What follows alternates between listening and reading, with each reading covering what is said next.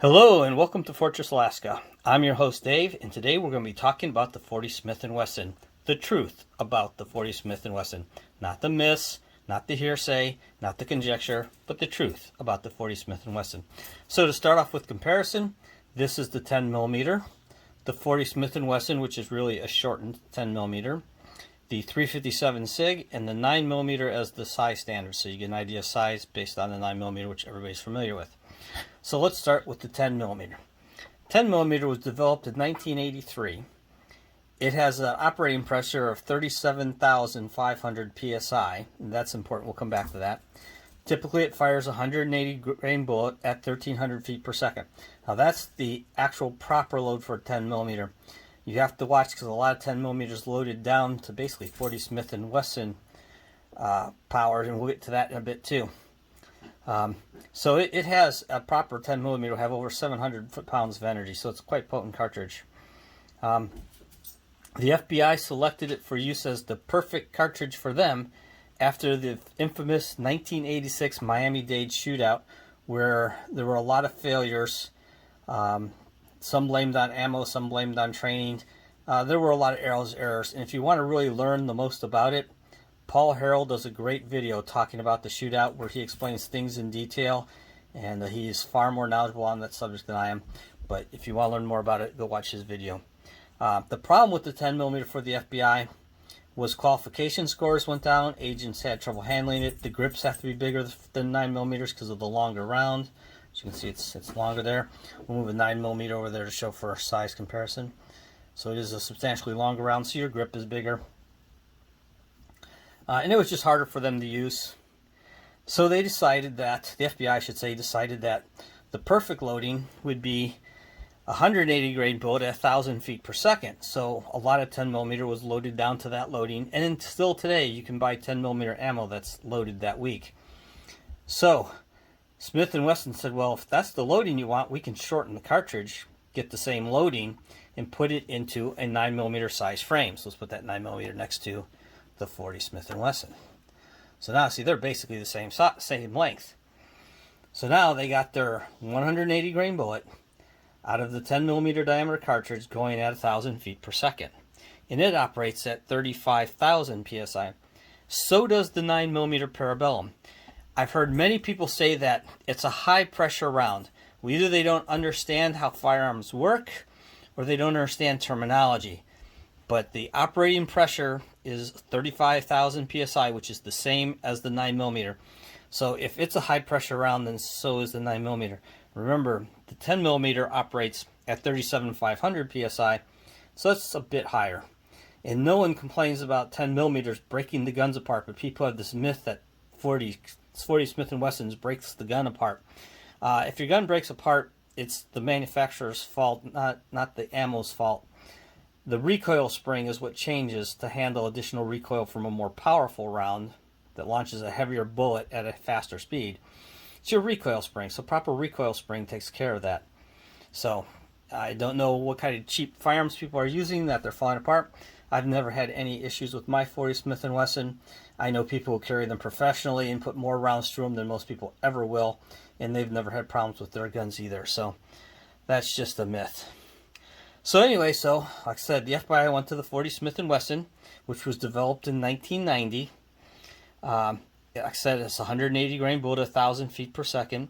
It's just really a 10 millimeter case shortened down because they needed less powder to get the desired velocity for the bullet weight they wanted. Once again, allowing it to be put in the same size grip frames that hold 9 millimeters. And instantly, scores, qualifications went up with the FBI.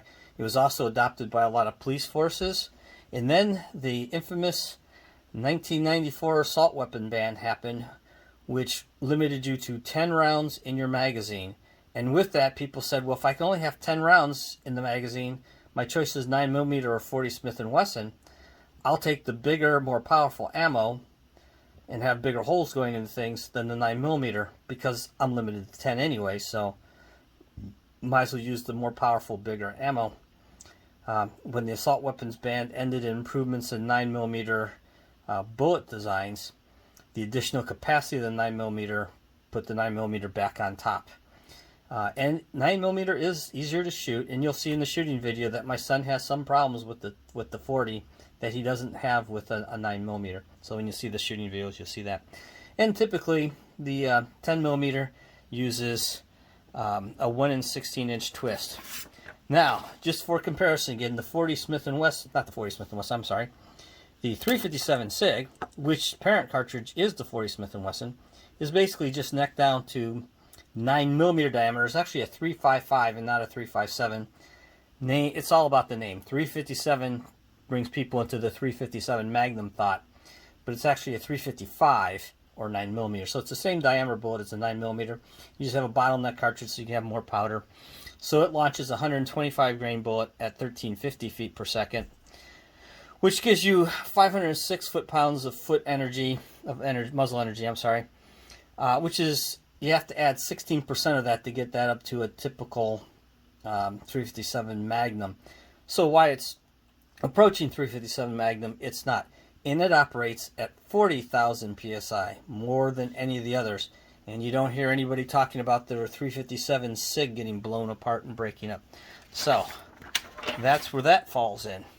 So let's see some shooting video so you can see how it looks shooting. You can watch the recoil. What you're seeing is a SIG P320 with the aluminum grip frame and a full-size slide and barrel.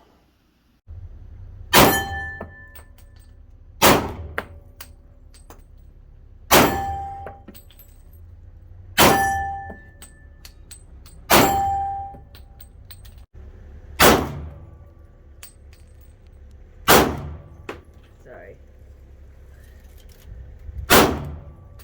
Where am I even hitting? I don't know.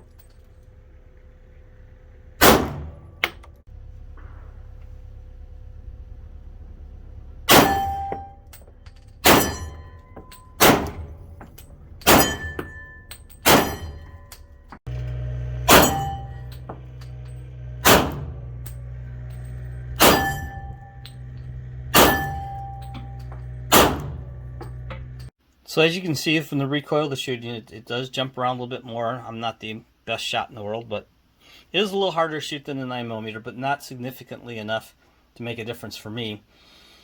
Depending on where I'm going out and what I'm doing, I usually opt for a 357 SIG or 9mm, because 357 SIG does have more energy than the 40. But anyways, all these are excellent self-defense rounds. The 10mm almost pushes you into class for bear defense. It's not quite a 357 Magnum, but it's close. And the best 357 Magnum always beats the best 10mm. Anyways, back to the 40 Smith & Wesson. And one of the nice things about 40 Smith & Wesson is it only takes a barrel change to have it be 40 Smith & Wesson or 357 SIG. They use the same barrel, the same slide, the same frame, the same receiver, the same magazine, everything. It's just a barrel swap, and you're good to go. And if you look at like SIG's website, they say right on there, the slide or the frame or the magazine is 40 Smith & Wesson or 357 SIG. And so I have a few guns that I can alternate between the two. And I like this because 40 Smith & Wesson ammo is significantly less expensive than 357 SIG ammo, which means I can do a lot of practicing with the 40 Smith & Wesson and load up with the 357 SIG. Can do even more practicing with the 9mm. So, once again, this is Dave with Fort Pierce, Alaska. I hope you enjoyed this video. Please like and subscribe. You can find me on TikTok, Twitter, Instagram, Facebook, and of course here on YouTube. My other ones are more Alaskan based and not so much into the shooting, but they're just little snippets about Alaska. So, as always, check me out on Patreon, check me out on Facebook, like and subscribe, and as always, get out, have a nice day, and go shooting.